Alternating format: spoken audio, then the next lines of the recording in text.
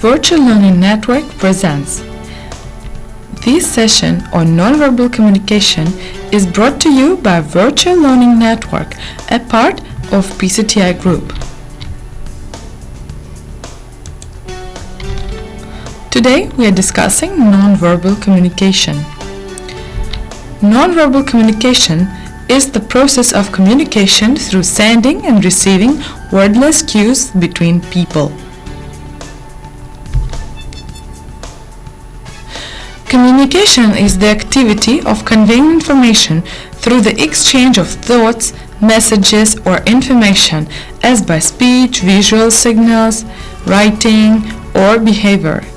It is the meaningful exchange of information between two or group or a person.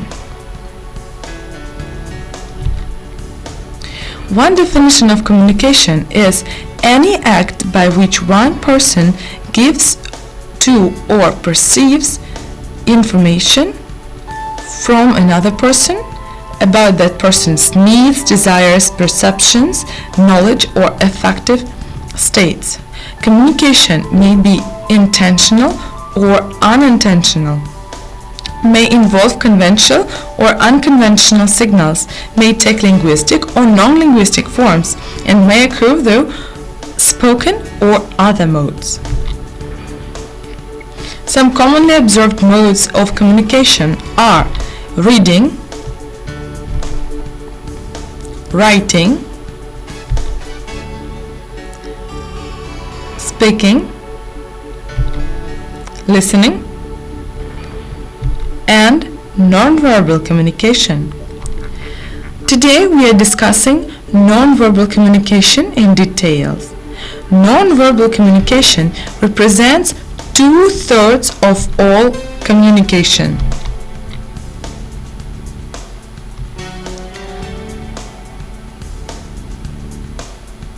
Nonverbal communication can portray a message both verbally and with the correct body signals.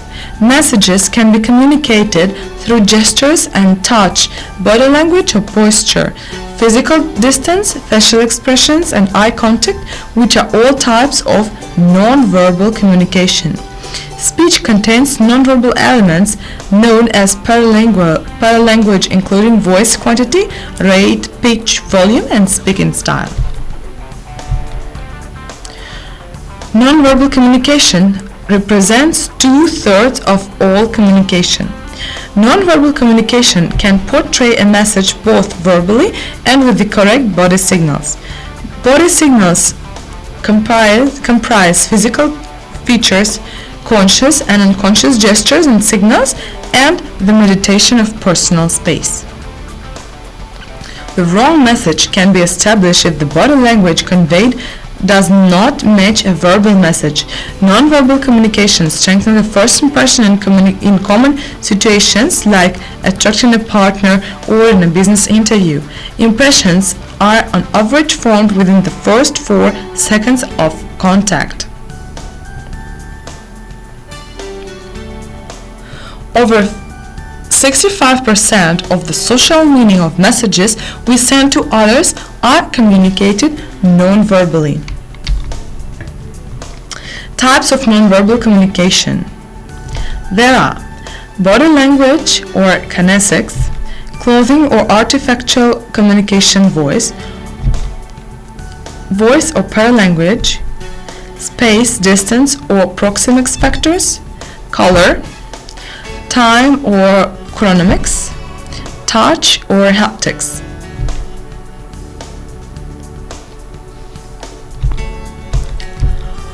Body language, what it conveys. Body language is a form of mental and physical ability of human nonverbal communication consisting of body posture, gestures, facial expressions, and eye movements. Humans send and interpret such signals almost entirely subconsciously. Body language may provide clues as to the attitude or state of mind of a person. For instance, it may indicate aggression, attentiveness, boredom, relaxed state, pleasure, amusement, and intoxication. The aspects of nonverbal communications are Gestures. A gesture is a form of nonverbal communication in which visible bodily actions communicate particular messages either in place of speech or together and in parallel with words. Gestures include movements of hands, face, or other parts of the body. Gestures allow individuals to communicate a variety of feelings and thoughts, from contempt and hostility to approval and affection, often together with body language in addition to words when they speak. Behavior. We can define the manner of conducting oneself or the response of an individual, group, or a species to its environment, or the way in which someone behaves also. An instance of such behavior: I'm surprised by her bad behavior towards her friends.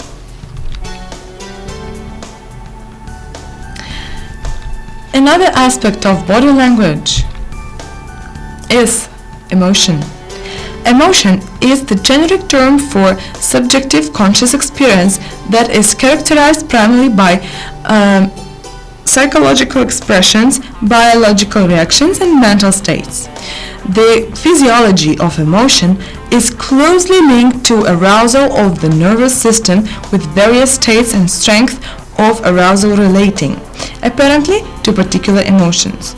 Although those acting primarily on emotion may seem as they are not thinking, cognition is an important aspect of emotion. Facial expressions. A facial expression is one or more motions or positions of muscles beneath the skin on the face. These movements convey the emotional state of an individual to observers. Facial expressions are easily adaptable. They are a primary mean of conveying social information between humans, but they also occur in the most other mammals and some of other animal species. General characteristics. Facial expressions are highly flexible and changeable. The face can encode a variety of communicative and informative messages.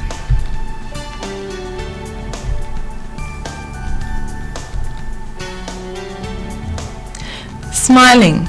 A genuine smile means I appreciate you. I accept your ideas. But laughter. Laughter is composed of a broad range of gestures and sounds. When we are shocked, we open our mouth. When we are blushing, it's another facial phenomenon that expresses emotion, embarrassment, or shyness. Head gestures. Head gestures are regulators to support the interaction and communication between sender and recipient. For instance, the movements of the head, neck, and shoulders.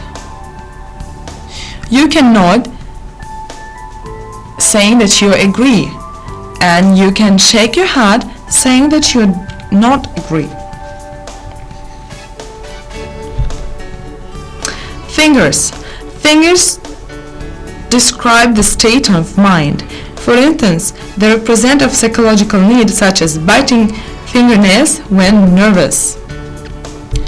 I'm sure some of us were just about to pass their job interview or some important exam, and when we are nervous, we most of the time keep biting our nails.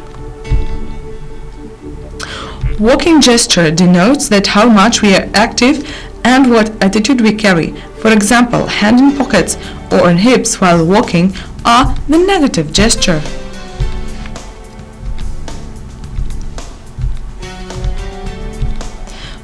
So, hands on hip is a negative gesture. Meditative walk, confidence walk, leadership walk with your back straight.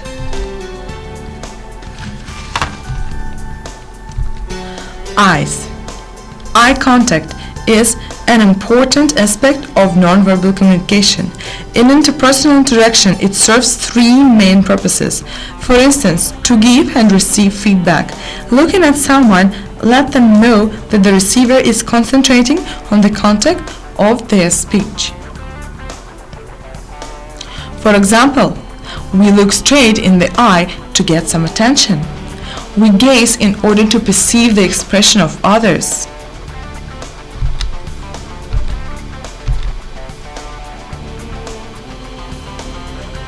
Here you see the table of position of our eyes and meaning. So, if the position of the eyes is centered, it means that you're focused.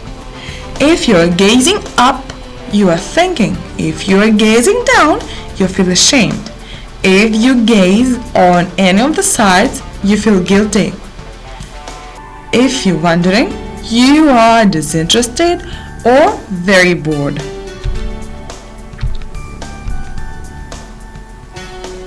There are different ways of looking.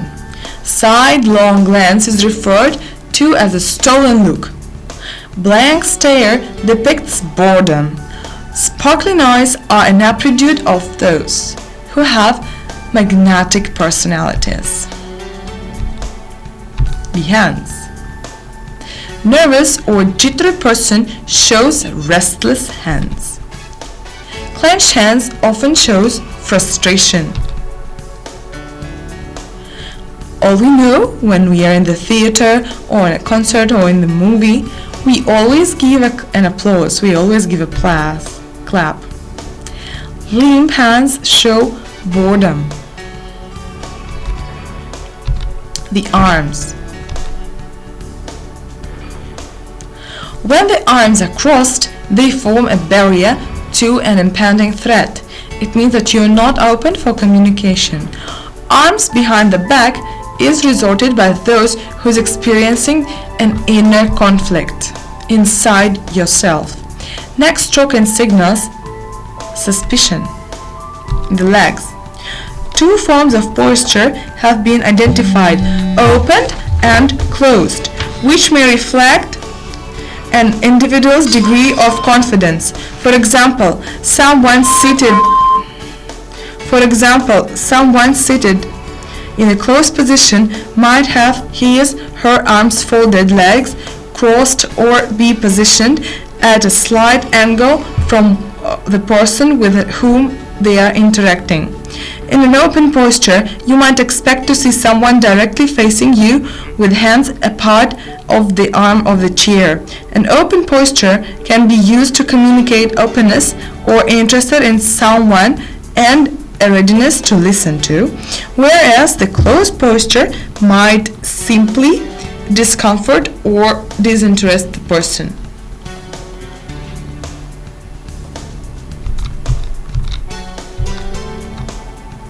Handshake. Handshake is one of the way to greet people. Also depicts our personality or attitude. For instance, if anyone applies force while handshaking, he or she is regarded as dominating personality. How the proper handshake should be held. Come with an eye contact and smile. Look straight into the person's eyes. Handshake should be firm but not the squeeze. It should last about 3 seconds. It should be 2-3 shakes.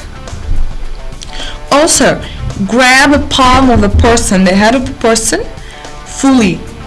Do not shake only fingers or grab it till the elbow. That will show that your attitude towards this person is negative and you want to avoid this communication. Handshake. Do's. Your handshake should be firm. Keep your palm perpendicular. Don't be dominant or submissive.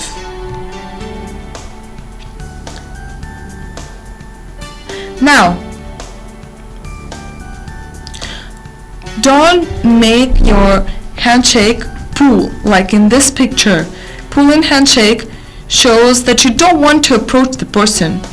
Two-handed is likely to be between two people whose relationship is closed.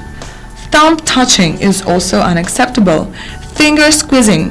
However you wanted to meet this person as soon as possible, however your meeting is unexpected or furthermore expected, don't squeeze other person's hand. Also, don't crush the bones. Don't try to make an impression that you're quite strong. Do it somewhere in the gym.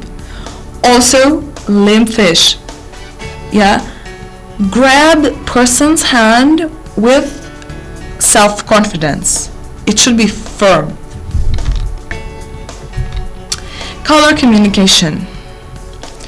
Art factual communication is an integral part of a nonverbal package.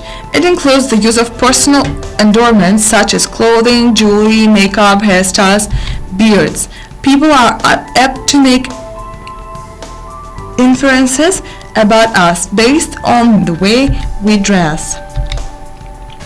Remember, hairstyle, jewelry, makeup, clothing, all these things, they always should be chosen according to the event, according to the case you are going to.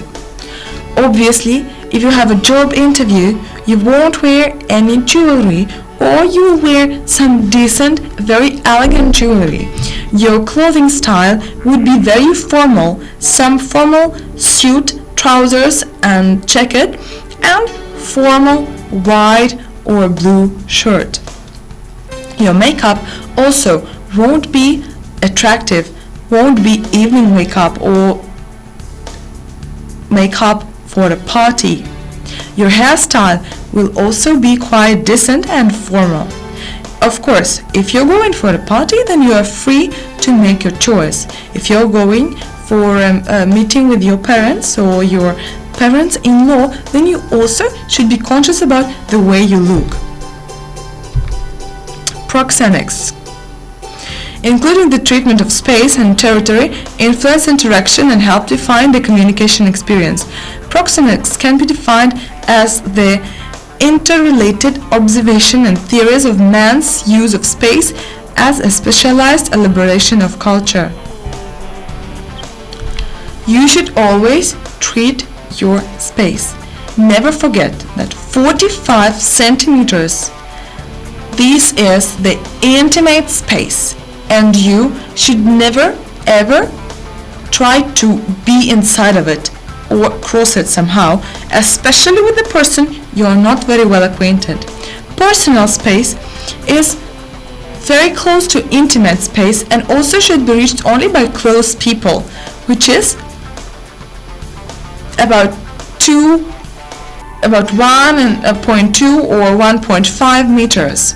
Then comes social space, where every person is quite comfortable with. This social space is about 3.5 meters. And then, of course, whenever we are to have the conference or to make a report or to make a speech, then the public space comes within almost 7.5 meters.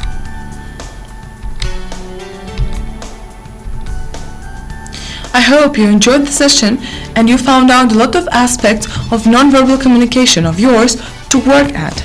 Thank you very much for your attention.